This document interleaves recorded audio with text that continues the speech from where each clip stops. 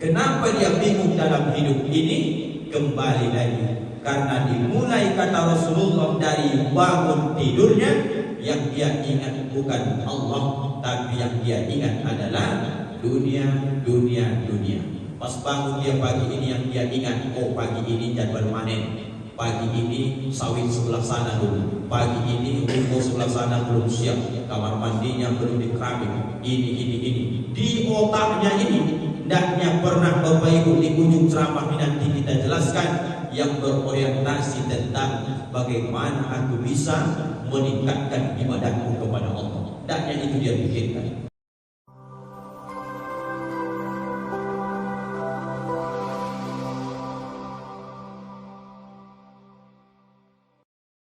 Bismillahirrahmanirrahim.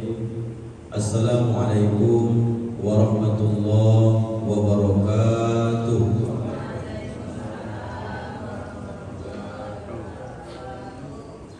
Alhamdulillahirabbil alamin.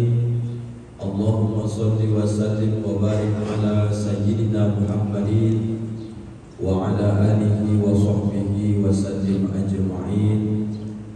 Subhanaka la ilma lana illa ma 'allamtana innaka antal alimul hakim.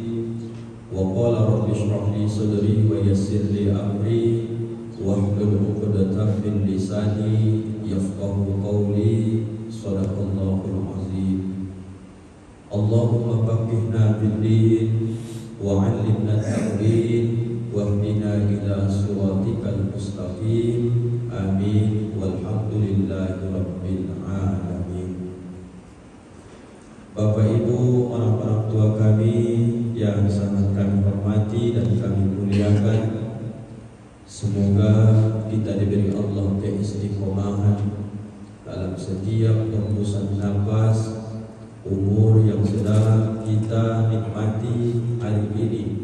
Mudah-mudahan terus menambah bekal amal-amal akhirat kita, sehingga kita termasuk golongan orang-orang yang pernah bertemu di dunia ini melakukan kebaikan.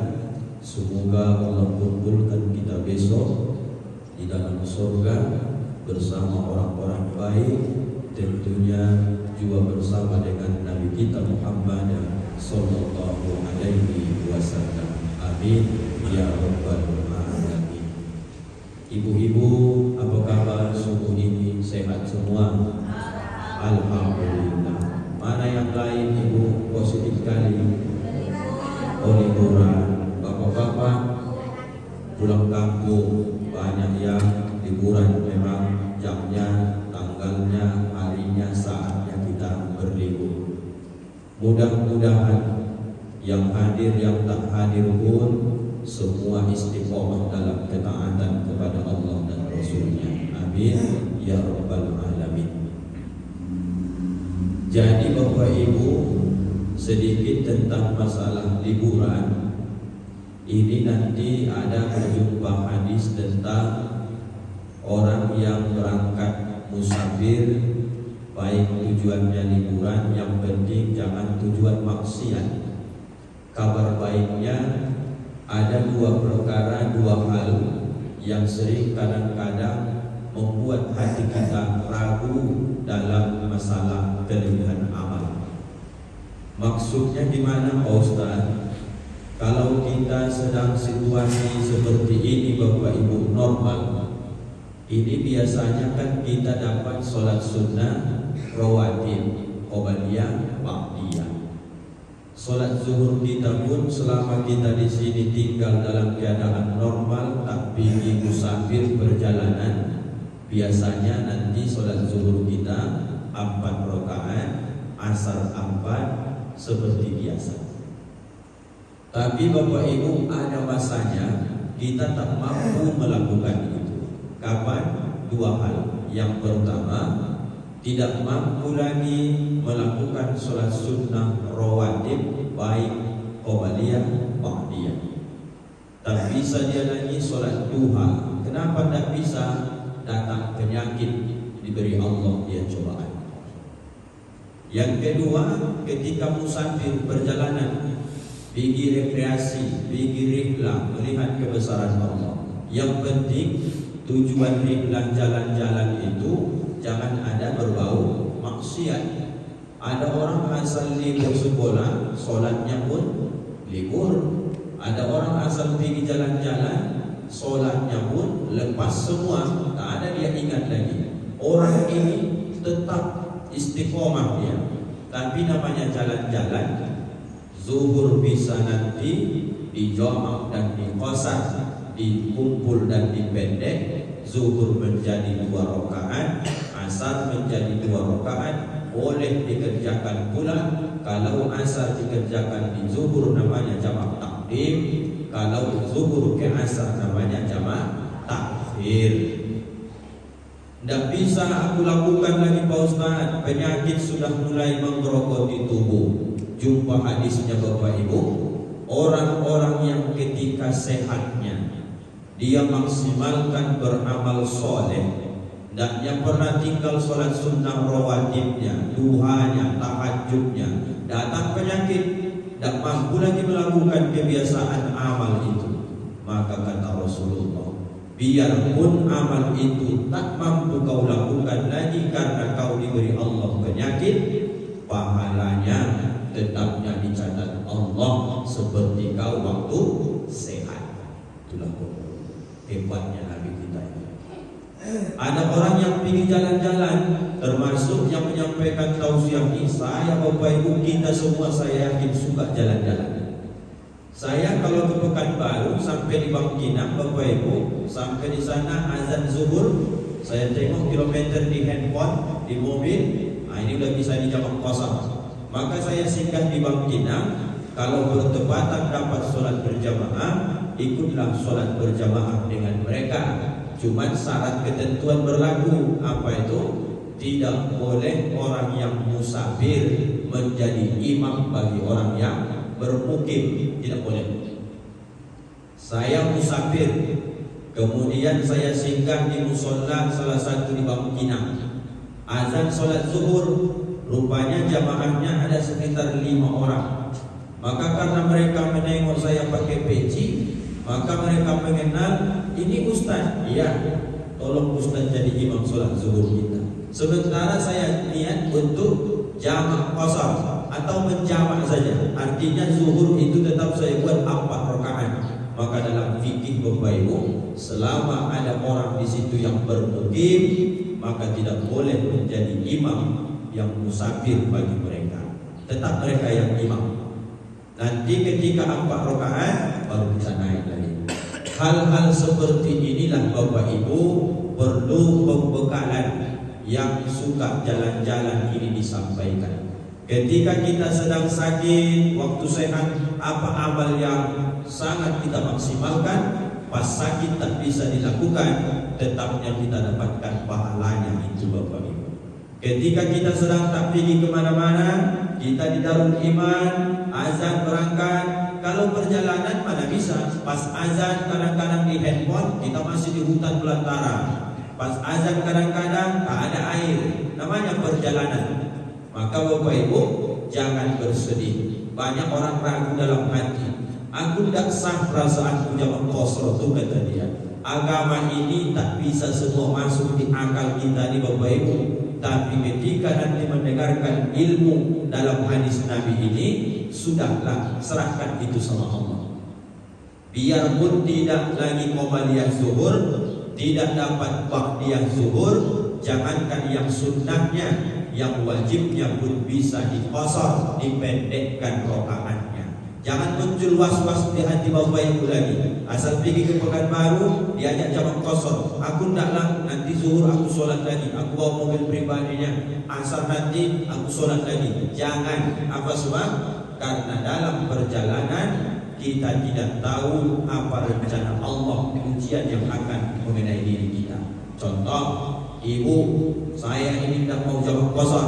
Saya sholat zuhur saja di Bangkinang. Saya nanti asar kan sudah sampai Pekanbaru lewat tol Bangkinang. Ya, rupanya Bapak Ibu setengah 12 sampai Bapak Ibu Bangkinang, makan minum segala macam, azan zuhur. Ibu bapak sholat zuhur saja, mengingat nanti asar insya Allah sesuai prediksi dapat di Pekanbaru. Masuk jalan tol, supaya nampak Allah buat caranya. Pentingnya jamak qasar ini kita lakukan, ini namanya rukhsah keringanan. Masuk jalan tol bisa saja ban mobil bocor, menunggu tukang derek lama lagi, habis waktu setengah jam. Tengok jam, sudah hampir jam 3, mobil masih dalam keadaan diderek lagi, belum lagi dibuka bannya. Sampai Bapak Ibu azan asar, kadang-kadang kita masih di perjalanan sibuk. Maka kalau kita dalam perjalanan, ambil keringanan yang diberikan agama. Jangan was-was lagi dalam hati. Ambil jamak qasar. Sudah sering diingatkan guru-guru kita mengenai kajian dan cara-caranya. Jadi Bapak Ibu, itu sekilas pengantar. Kalau Bapak Ibu sekarang musimnya liburan, banyak kadang-kadang kita merasa amal kita itu tidak maksimal, amalnya tak dilakukan, pahalanya tetap Allah berikan. Alhamdulillah. Bapak Ibu yang dimuliakan Allah, dalam hadis riwayat Imam At-Tabrani, siapa saja kata Rasulullah yang ketika dia bangun dari tidurnya atau di pagi harinya, macam bilang tadi, begitu terbangun, rupanya orang ini pas bangun dia tidak melihat hak Allah ada dalam dirinya, kebesaran Allah itu tak nampak dia ada dalam dirinya. Seolah-olah dia berpikir, napas ini kan aku yang punya, diriku ini kan memang aku yang punya, kesehatan ini kan karena memang aku jaga, kemudian ini semua yang ada ini kemampuan saya. Udah mulai hilang Allahnya, udah mulai hilang tempat bersandarnya. Kata Rasulullah, orang yang bangun di waktu pagi, dia tidak melihat lagi hak-hak Allah dalam dirinya, maka Allah akan timpakan kepadanya 4 perkara. Apa yang ditimpakan ini? 4 ini tak ada yang baik. Bapak Ibu dulu sebelum taat pasti pernah mengalami hal ini, dan akan senantiasa membuat kita selalu tidak bisa bercerita kesulitan, kesusahan yang kita alami dalam hidup. Sekarang sudah taat, alhamdulillah, nanti berbalik dia jadinya. Yang pertama kata Rasul, orang yang bangun di waktu pagi dia tidak melihat hak Allah dalam dirinya, dia tidak melihat kebesaran Allah dalam dirinya. Yang pertama, Allah akan berikan kepadanya sesuatu kesibukan yang tidak pernah berakhir. Orang yang mengejar dunia ini tak ada seperti obah mengejar bayang-bayang. Makin dikejar bayang-bayang sampai detik ini tidak pernah dapat. Selangkah kau kejar dia, selangkah dia lari.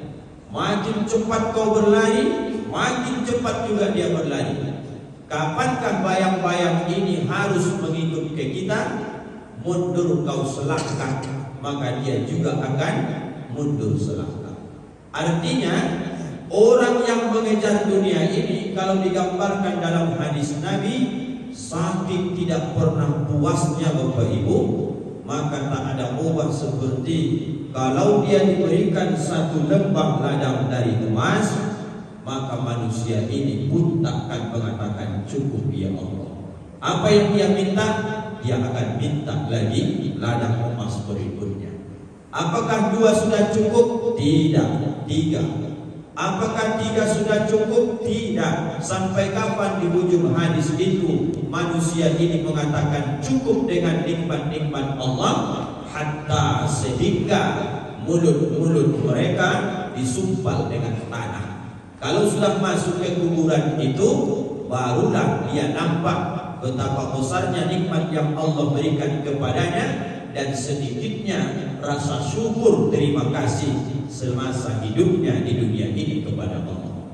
Jadi Bapak Ibu, orang yang tak mau ibadah ini, itu yang selalu dia lihat. Keresahan yang tidak pernah akhir. Kenapa dia resah selalu menghadapi hidup? Karena tempat bergantung itu tak ada, tempat bersandar itu tak ada. Yang ada dalam pikirannya, aku kerja dapat duit, kalau aku buat usaha ini aku kaya raya.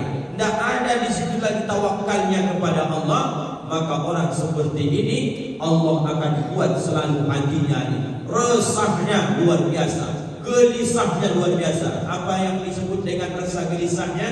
Cita-citanya hanya dunia, dunia, dunia. Biasanya orang seperti ini ibadahnya pun akan terlantar.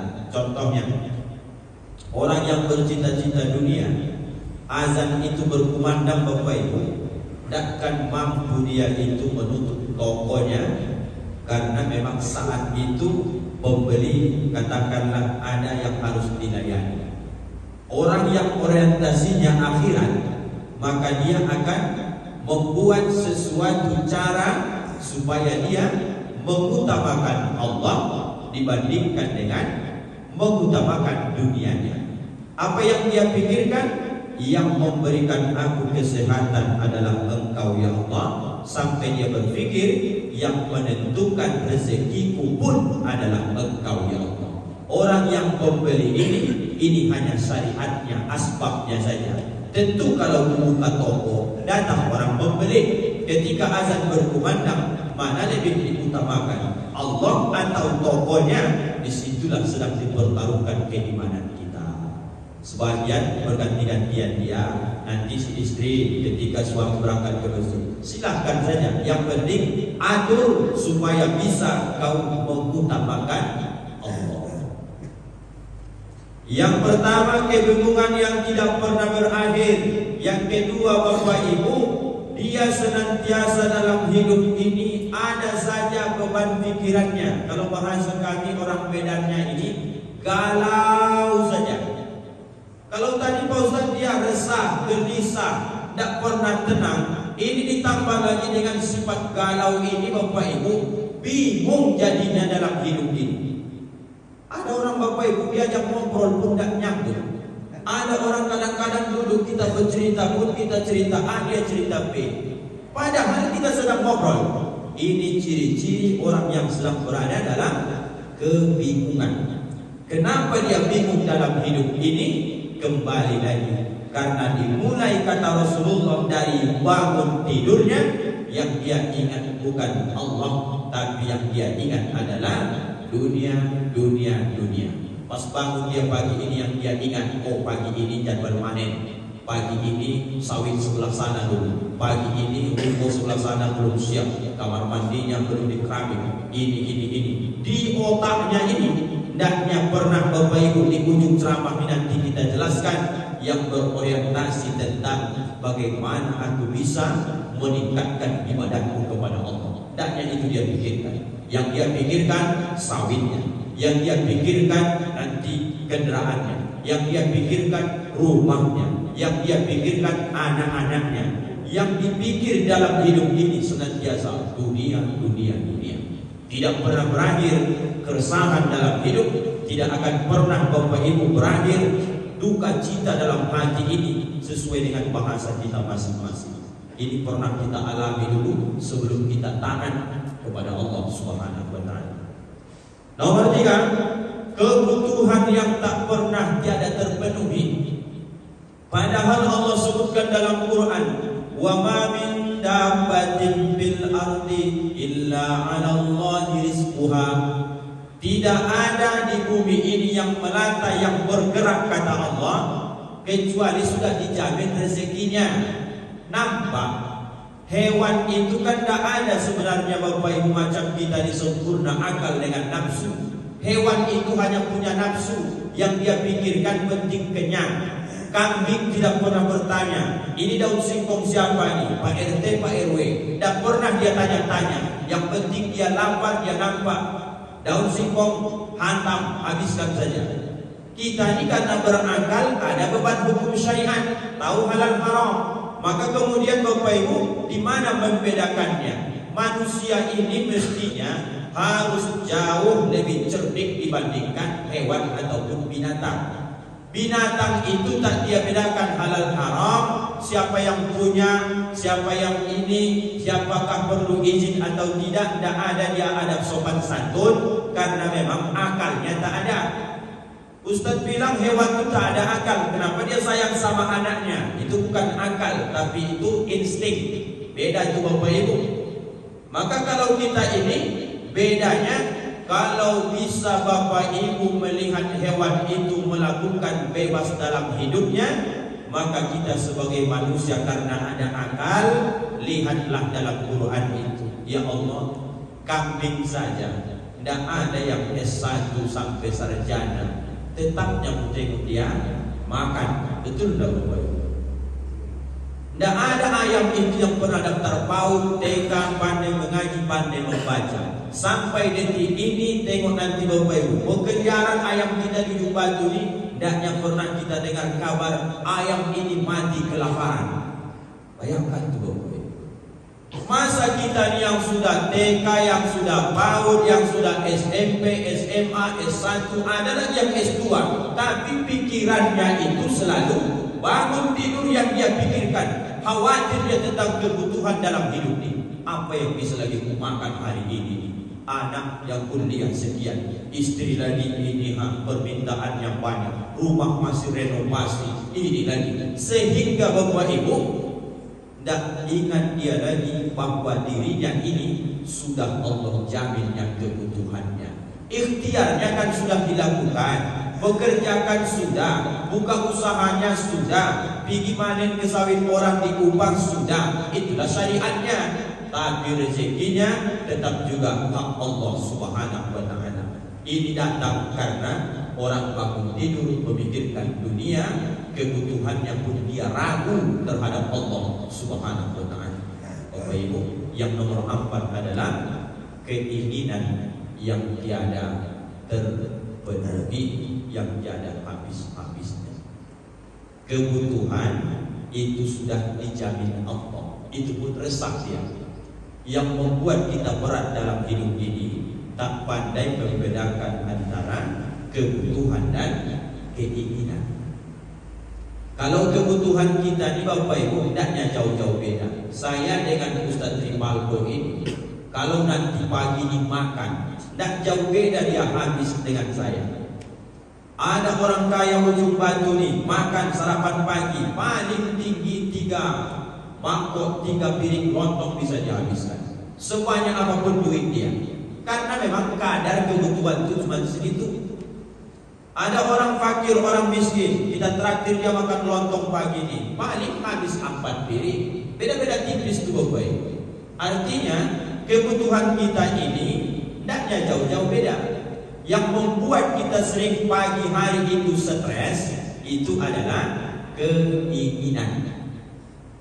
Ingin ini, ingin itu, ingin ini, ingin itu, tidak ada habis-habisnya. Kenapa Allah buat di hati dan pikiran kita begitu? Karena pas kau bangun, yang kau ingat bukan Allah, tapi yang kau ingat adalah dunia. Jadi Bapak Ibu, resepnya aku kasih sama Bapak Ibu paling tidak, kalau cukup waktu 2 lah mungkin ya. Tapi kalau nanti tidak cukup 1 pun jadi lah. Resepnya Bapak Ibu, kalau kata Rasulullah, man ta'arra minal lail, kalau kau bangun tidur di waktu malam. Ini amalannya, ini amalkan di Bapak Ibu supaya jangan muncul sifat yang 4 ini. Siapa yang bangun di waktu malam, kata Rasulullah, summa qala, kemudian dia berkata, berarti dia berzikir. Ayat omat tadi pas terbangun jam 2, jam 3, kemudian Bapak Ibu pas bangun biasanya baca doa bangun tidur kan? Alhamdulillahillazi ahyana ba'dama amatana wa ilaihin nusyur. Bagus, amalkan sunnah.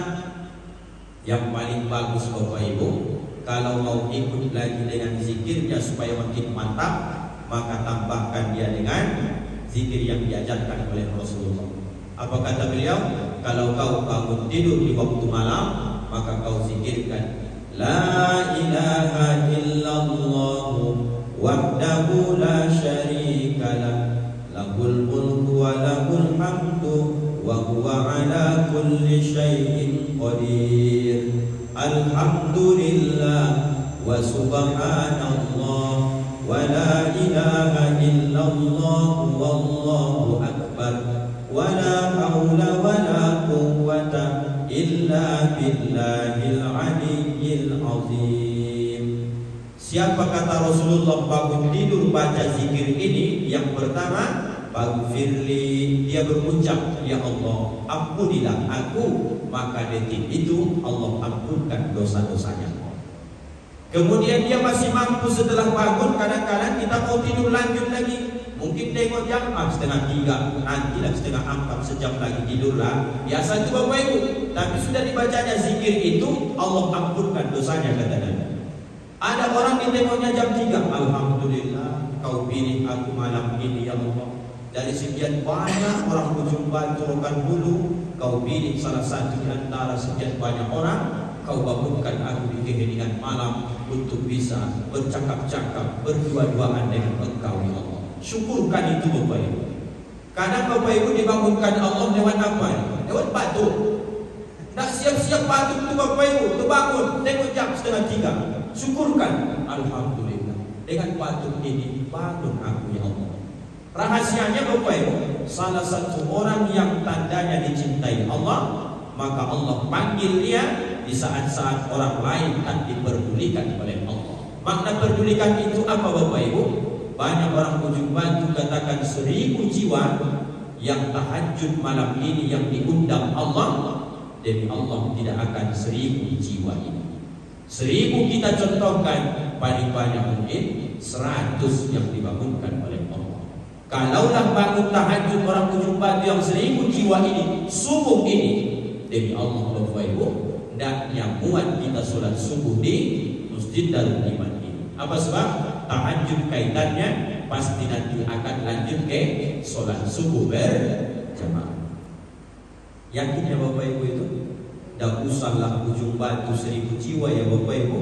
Kita di rumah itu anak 5, Bapak Ibu 2, ber-7. Apakah yang 7 ini Allah undang tahajud tiap malam? Jawabnya, ada yang sekali sepekan tak pernah dibangunkan Allah. Ada yang mungkin dapat 3 kali sepekan, tapi ada mereka di rumah itu tiap malam diundang oleh Allah. Berbahagia, bangga. Maka Bapak Ibu di usia tua ini, kalau sering-sering Allah bangunkan di keheningan malam, apakah gara-gara batuk, asam urat, penyakit lain, sudahlah, bawa saja ke zikir, syukurkan. Dengan cara itu Allah mengingatkan. Bukankah Bapak Ibu, kita ini jauhnya sebenarnya lebih dekat dengan Allah ketika kita sudah mulai lemah fisik ini dibuat Allah. Kalau sehat terus kita Bapak Ibu, agak-agak renggangnya kita dengan Allah. Di saat banyak duit, usaha lancar itu Bapak Ibu, agak jauhnya kita sama Allah. Tapi ketika ekonomi morat-marit, mencari ya Allah. Begitu Bapak Ibu. Ketika kesehatan mulai terganggu, mulai lagi bersandar ya Allah. Minta tolongnya itulah yang membuat Allah ridha, suka. Bahasa sederhananya, senyum Allah menengok hamba ketika dia sudah mulai mengakui kelemahannya. Jadi rata-rata Bapak Ibu hidup di begitulah kalau Ibu pikir-pikir dari dulu. Kenapa Pak Ustaz? Di saat Bapak Ibu sedang banyak-banyak duit, cara ngomong kita pun berbeda itu Bapak Ibu dengan tidak ada duit. Di saat usaha lancar, ketika bangkrut, cara ngomong, cara berpakaian kita pun berbeda. Begitulah dunia Bapak Ibu. Jadi orang ini apa yang dia peroleh? Zikirkan Bapak Ibu. Yang pertama, ampun dosa. Orang ini ketika dia tengok 2:30, dia lanjutkan, dia buka kamar mandinya, summa yatawaddo kata Rasul. Kemudian dia ambil air wudu. Setelah dia ambil air wudu, ada 2 lagi yang dia dapatkan. Apa itu? Usolli sunnatan tahajjudi rak'ataini lillahi ta'ala. Sengaja aku solat sunnah tahajud 2 rakaat karena Allah Ta'ala. Atau dia tidak tahajud dia, apa yang dia lakukan? Usolli sunnatan taubat rak'ataini lillahi ta'ala. Sengaja aku solat sunnah taubat 2 rakaat karena Allah Ta'ala. Allahu Akbar. Dia sudah zikirkan seperti yang kita bacakan tadi. Kemudian dia tadi sudah meminta ampuni aku ya Allah, Allah ampunkan kata Nabi. Dia lanjutkan berwudu, kemudian solat. Solatnya itu pun diterima Allah kata Nabi. Summa doa, dia angkat dari tangannya, dia berdoa. Doanya pun diterima oleh Allah. Jadi Bapak Ibu, zikirnya habis bangun tidur nanti akan kita baca sama-sama. Kalau itu kita lakukan, dapat bonus kata Rasul 3 sekaligus. Belum lagi waktu subuh datang, sudah ada orang yang ampun dosanya, ada orang yang diterima sholatnya, ada orang yang diijabah, dikabulkan doa-doanya. Pertanyaannya, hafal tak Bapak Ibu zikir ini? Belum Pak ya? Supaya kasih tahu apanya ya, rahasianya. Zikir yang diajarkan Nabi ini tadi setiap habis sholat kan sudah dipandunya kita. Tinggal merubah sedikit saja Bapak Ibu. Apa yang dirubah itu? Alhamdulillahnya dahulukan, buat nomor 2 subhanallahnya. Kalau zikir habis sholat itu biasa subhanallah 33, alhamdulillah 33, Allahu akbar 33, ditutup dengan tahlil la ilaha illallah. Kalau itu apa maknanya Pak Ustaz? Sesibuk-sibuk apapun Bapak Ibu, jangan tinggalkan subhanallah 33. Ini akan merangkap nanti alhamdulillah 33, 33 kali 399, ditutup tahlil la ilaha illallah, genap 100. Kalau itu dibuat, diamalkan, dalam hadis Nabi diampunkan dosanya biarpun sebanyak buih di atas lautan. Hadis sahih. Kalau ini bangun tidur Pak Ustaz, merubah nomor 1 ke nomor 2, nomor 2 ke nomor 1. Maka Pak bunyi zikirnya harus menambahkan waw. Bagaimana caranya Pak Ustaz? Alhamdulillah wa subhanallah. Wawnya itulah Pak bedanya Bapak. Jadi nanti kalau zikirnya ingat saja, aku habis sholat biasa subhanallah dulu. Kalau bangun tidur, alhamdulillah dulu. Menyambungkan kalimat alhamdulillahillazi ahyana ba'da ma amatana wa ilaihi nusyur. Coba Bapak Ibu ikuti pelan-pelan biar kita pandu ya, supaya dapat amalan ini.